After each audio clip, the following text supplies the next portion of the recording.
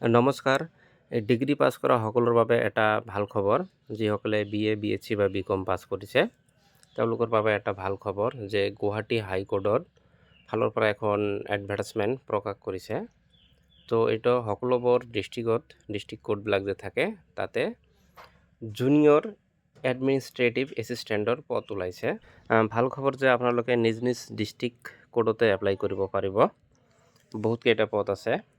তো এইটোৰ online start হ'ব 15 জুলাইৰ পৰা আৰু লাষ্ট ডেট হ'ল এপ্লাই কৰাৰ 31 জুলাই আৰু আপোনালোকে পে'মেণ্ট কৰিব পাৰিব 5 আগষ্টলৈ। তো এইটো ভাল খবৰ। আৰু আপোনালোকৰ ST আৰু SC যদি হয় এক্সাম ফিজ 250 আৰু বাকী SC ST নহ'লে বাকীবিলাক যিমান কেটাগৰী আছে তাৰ কাৰণে 500 দিব লাগিব। তো এই ভিডিঅ'ত আপোনালোকে জানিব আপোনালোকৰ চেলাৰী কিমান হ'ব, কোন ডিষ্ট্ৰিক্টত কিমান ভেকেঞ্চি আছে, কি এলিজিবিলিটি লাগিব আৰু আপোনালোকৰ চিলেকশ্যন কেনেকৈ হ'ব, কেনেকৈ মেৰিট লিষ্ট বনাব, এই সকলোবোৰ আলোচনা কৰা হ'ব। তো আপোনালোকে স্ক্ৰীনত দেখা পাইছে যে আপোনালোকৰ পে স্কেল হ'ব 14,000ৰ পৰা 70,000 আৰু গ্ৰেড পে হ'ব 6,200। তো আপোনালোকে স্ক্ৰীনত দেখা পাইছে ডিষ্ট্ৰিক্ট ৱাইজ ভেকেঞ্চি আছে। বজালী ডিষ্ট্ৰিক্টত টোটাল ভেকেঞ্চি আছে 9টা, জেনাৰেল কেটাগৰীৰ 7টা, SC হ'লে এটা, ST প্লেন হ'লে এটা আৰু বাকীবিলাক কেটাগৰী নাই। ঠিক তেনেকৈ বঙাইগাঁৱত আছে 4টা, জেনাৰেলৰ এটা, ST প্লেনছৰ এটা, ST হিলছৰ এটা আৰু বাকীবিলাক ডিষ্ট্ৰিক্টত দিয়া আছে, আপোনালোকে স্ক্ৰীনত চাই লওক। তাৰপিছত চিৰাঙত আছে 5টা পোষ্ট, জেনাৰেলৰ আছে 4টা আৰু ST হিলছৰ আছে এটা। ঠিক তেনেকৈ ডিমা হাছাওত আছে 11টা, জেনাৰেলৰ কাৰণে আছে 3টা, SCৰ কাৰণে আছে 2টা আৰু ST প্লেনৰ এটা, ST হিলছৰ এটা আৰু OBCৰ আছে 4টা। ঠিক তেনেকৈ কামৰূপ মেট্ৰত টোটাল পোষ্ট আছে 22টা। বাকী সকলোবোৰ ডিষ্ট্ৰিক্টত দিয়া আছে, আপোনালোকে চাই লওক। তাৰপিছত চাউথ চলমান মানকাচৰত টোটাল পোষ্ট আছে 26, জেনাৰেলৰ কাৰণে 15, তাৰপিছত SCৰ কাৰণে 2, ST প্লেনৰ কাৰণে 2, ST হিলছৰ কাৰণে 1 আৰু OBC বা MOBCৰ কাৰণে 6। তো এনেকৈ বাকীবিলাক সকলোবোৰ ডিষ্ট্ৰিক্টত দিয়া আছে, আপোনালোকে চাই লওক। তাৰপিছত এজন কেণ্ডিডেটে কেৱল এটা ডিষ্ট্ৰিক্টৰ এগেইনষ্টতহে এপ্লাই কৰিব পাৰিব। তাৰমানে আপোনালোকে সকলোবোৰ ডিষ্ট্ৰিক্টত এপ্লাই কৰিব নোৱাৰে। আপোনালোকৰ নিজ ইচ্ছামতে যি ডিষ্ট্ৰিক্টত ইচ্ছা সেই ডিষ্ট্ৰিক্টত এপ্লাই কৰিব পাৰিব। আৰু ইয়াৰ কাৰণে এক্সাম হ'ব, এটা কমন ৰিটেন এক্সাম হ'ব, মানে OMR শ্বীট হ'ব, মাল্টিপল চইচ কুৱেশ্যন হ'ব। বাকী ইলিজিবিলিটি ক্ৰাইটেৰিয়া কি হ'ব, তো আপোনালোকে ডিগ্ৰী পাছ হ'ব লাগিব যিকোনো UGC ৰিকগনাইজ ইউনিভাৰ্চিটিৰ পৰা। তাৰপিছত আপোনালোকৰ কম্পিউটাৰ নলেজ থাকিব লাগিব, কম্পিউটাৰ চাৰ্টিফিকেট থাকিব লাগিব, এটলিষ্ট 3 মান্থ, 6 মান্থ হ'লেও হ'ব, 1 year হ'লেও হ'ব। আৰু আপোনালোকে অসমৰ অফিচিয়েল লেংগুৱেজ যিটো এছামিছ এইটো জানিব পৰা হ'ব লাগিব।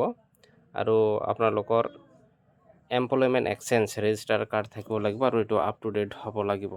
আপোনালোকৰ বয়স 18 বছৰ হ'ব লাগিব আনৰিজাৰ্ভ হ'লে আৰু মেক্সিমাম 40। OBC MOBC হ'লে 18ৰ পৰা 43। তাৰপিছত ST SC hill ST plain SC হ'লে 18ৰ পৰা 45 এজ হ'ব লাগিব আৰু PWD হ'লে 18ৰ পৰা 50 বছৰৰ ভিতৰত হ'লে হ'ব। তো এতিয়া মেইন কথা হ'ল আপোনালোকৰ চিলেকশ্যন প্ৰচেছ, চিলেকশ্যনটো কেনেধৰণে কৰা হ'ব। এইটো 3টা ষ্টেজত কৰা হ'ব, ষ্টেজ 1, ষ্টেজ 2 আৰু ষ্টেজ 3। তো এইটো অলপ ভালদৰে বুজি ল'ব। আপোনালোকে চেনেলটোত নতুন হ'লে চেনেলটো ছাবস্ক্ৰাইব কৰি ল'ব। তো ষ্টেজ 1 এটা কমন ৰিটেন এক্সাম হ'ব, OMR বেছ, মানে MCQ থাকিব 120 মাৰ্ক আৰু 2 ঘণ্টাৰ কাৰণে এক্সাম হ'ব। ইয়াত আপোনাৰ ইংলিছ থাকিব 50 মাৰ্কৰ, জেনাৰেল নলেজ আৰু কম্পিউটাৰ নলেজ থাকিব 30 মাৰ্কৰ আৰু জেনাৰেল এপ্টিটিউড থাকিব 20 মাৰ্কৰ। তাৰপিছত আপোনাৰ অফিচিয়েল লেংগুৱেজ অফ আছাম মানে এছামিছ এইটো হ'ব 20 মাৰ্কৰ।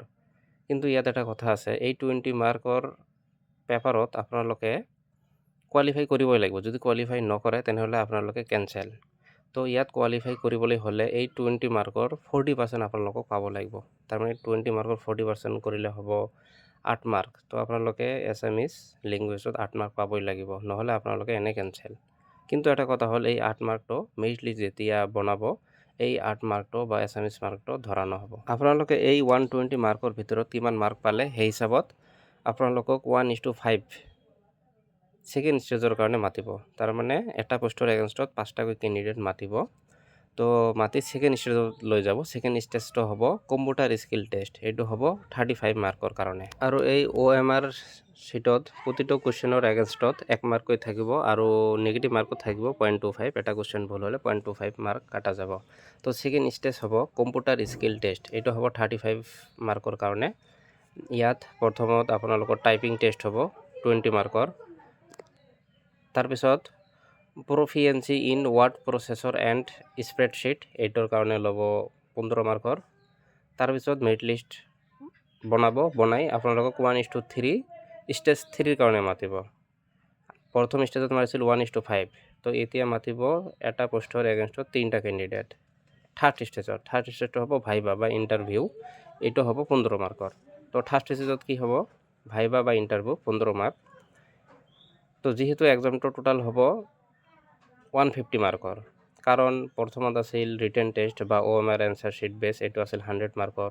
কম্পিউটাৰ স্কিল টেষ্ট আছিল 35 মাৰ্কৰ আৰু ভাইবা হ'ব 15 মাৰ্কৰ। তো টোটাল মিলালে হ'ব 150 মাৰ্ক। এই 150 মাৰ্ক এতিয়াহে আপোনালোকৰ মেৰিট লিষ্ট বনাব মাৰ্ক হিচাপত। আপোনালোকে ৰিটেনত কিমান পালে, তাৰপিছত কম্পিউটাৰ স্কিল টেষ্টত কিমান পালে আৰু ভাইভাত কিমান পালে, এই তিনিওটা মিলি আপোনালোকৰ মেৰিট লিষ্ট প্ৰস্তুত কৰিব।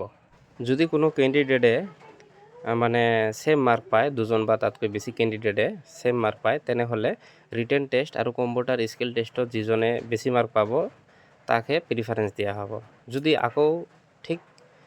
যদি তাৰ পিছতো যদি কোনো কেণ্ডিডেটে ছেম মাৰ্ক পায়, তেনেহ'লে যিজনৰ বয়স বেছি ছিনিয়ৰিটি হিচাপে ইয়াক দিয়া হ'ব। আৰু আপোনালোকে কেনেকৈ এপ্লাই কৰিব? ৱেবছাইটটো হ'ল www.ghconline.gov.in। তাৰমানে হ'ল গুৱাহাটী হাইকোৰ্ট online.gov.in। তাত গৈ আপোনালোকে ৰেজিষ্ট্ৰেশ্যন কৰি আপোনালোকে এপ্লাই কৰিব পাৰিব। তো ডিছক্ৰিপশ্যন বক্সত মই অনলাইন এপ্লাই কৰাৰ লিংকটো দি দিম। তাত গৈ আপোনালোকে ৰেজিষ্ট্ৰেশ্যন কৰিব পাৰিব আৰু অনলাইন কৰিব পাৰিব। তো ডিগ্ৰী পাছ কৰা সকলৰ বাবে ভাল খবৰ। তো আপোনালোকৰ চেলাৰী ষ্টাৰ্টিং 30K মান হ'ব। ধন্যবাদ।